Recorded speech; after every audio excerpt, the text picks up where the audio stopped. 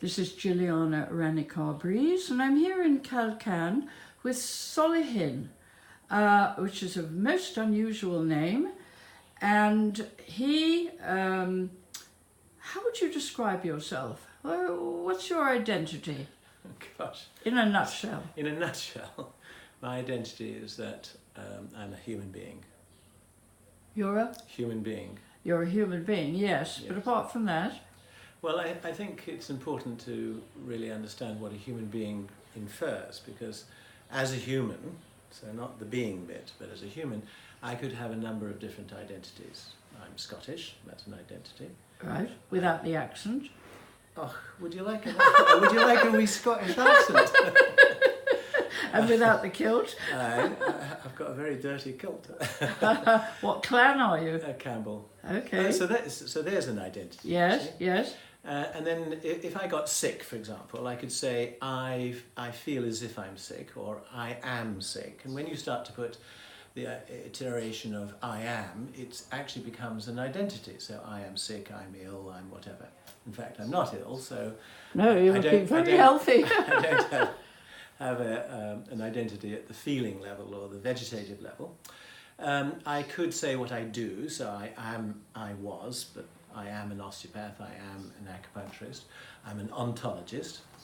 Could you explain what that is, please? I will in a moment. So those are identities at the doing level. So, what do you do in your life? Well, I'm a father, I'm a gardener, I swim, I'm an osteopath.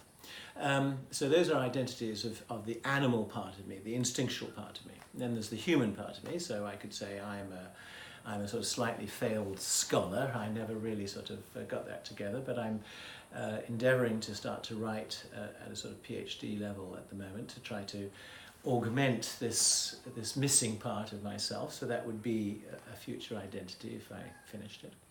And so then there is the sort of who am I in terms of my essence, which would be my being. So yes. I am Solihin. So Solihin is my true identity, and that means that I've adopted a Arabic name. Actually, it's an Indonesian transliteration. Why did you adopt that name? Well, I became a Muslim. So in 1973, I decided I would do the Shahada, which is the declaration of faith. And, has that got anything to do with the fact that you had lived in the Middle East? You were schooled in Kuwait, yes, I was. Beirut and... Yes, you're quite correct. I've done my homework. You've done your homework. My father went out to Kuwait in 1952-53. So that would have had an influence on your life, obviously. Absolutely. I loved being in Kuwait. I mean, we were sort of there until I was 8.5, and then we were chucked back to Scotland to go to school, and then I'd go out, once a year, twice a year, sometimes 3 times a year. Maybe I'm exaggerating, but anyway, several times a year to Kuwait. So it was my home. It was my sort of home of my You felt heart. at home, but you didn't want to live there permanently. Well, as an adult, I mean. No, my parents left in '68. My father went down to the Trucial States, down to the Emirates, we call it now. He was the sort of chief health officer there, and I worked there for about a year. So health was the name of the game? Health, yeah, but it was never anything that I ever wanted to do. I mean, I was a rebel. I was not a very good student. I was sort of abject failure in the family. I think I was the black sheep, and yes, I didn't know who I was, what I was. I mean, well, we don't. Yeah, we don't. No, I didn't. It wasn't until I left home, went on travelling. I went off to Afghanistan for almost 2 years, and I had a whole lot of extraordinary experiences there that sort of really gave me the feeling of that there was another reality, actually, another sort of part of me that was asleep. Did you write at all during all this time when you were travelling? No, unfortunately not. You didn't keep a journal? I didn't keep a journal, but actually much of it is in my head. Right. There's a wonderful book called An Unexpected Light by Jason Elliott, whose father was in the same spiritual association that I have been for the last 40 Which one was that? Which is called Subub. Right. And so Jason Elliott, who is the son of Pierre Elliott, wrote this book about Afghanistan. And what's extraordinary is that as I read the book, all these memories flooded back, because he was writing about the same places that I'd been to. Did you meet him? No, never met him. My wife has. When she was younger, she had met him. I don't know if they know each other now or at all, but she met him then.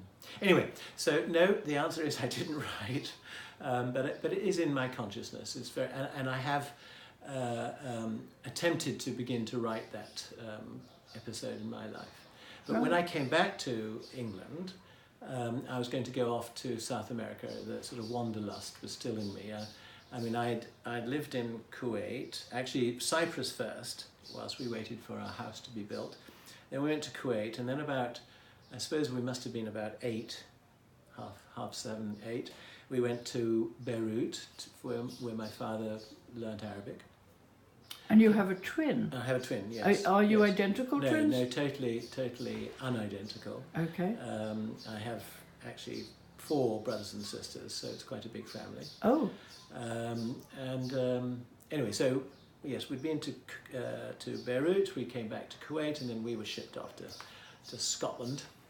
And then when I graduated, I lived in England, then I went to Dubai and Sharjah and Fujairah in the Emirates. Then I went to Afghanistan, and then we went to London. I graduated as an osteopath there. I practiced in London at the Fulham Clinic for 10 years, and then we emigrated to America. And we stayed there for 18 years, and then we went to Russia for 7 years, and now I'm living in Turkey.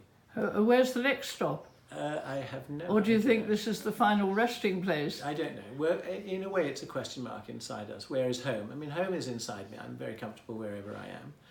Well, you're lucky. Yeah. You're lucky, because everyone's searching for home. Yeah, well, home to me is in my soul, actually, so I'm comfortable wherever I am. I mean, obviously, you know, we can sort of think about, well, what happens when we get old and can't move and get sick. I don't think like that, so I don't have that mindset. So I'm hoping that I'll just sail through until the Creator takes me. So where else? Yes, I am actually attempting to begin to write, but we have written a book, by the way. We wrote a book called Being Human. And then with your wife? With my wife and another colleague. And the subtext is, so it's being human, and then exploring the forces that shape a human being, basically. So it's an interesting book. We wrote it about 2003. Is it a sort of academic book? No. We wrote it for the general population, because we realised that the work that we were doing, which is an ontological study, really, is quite sophisticated. It's sort of the venue of philosophers, basically. And I had taken this ontological approach into my work and really created an ontological approach to medicine.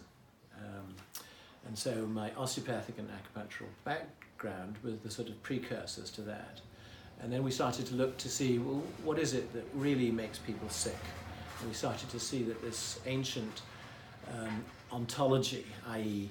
what is being and what is not, really allowed us to begin to see that actually in a human being, the different natures of who we are, and I articulated those in terms of identity. I had sort of said there's a constitutional part of us that's our identity, a feeling part of us that's our identity, a doing part, a thinking part, and a noble part.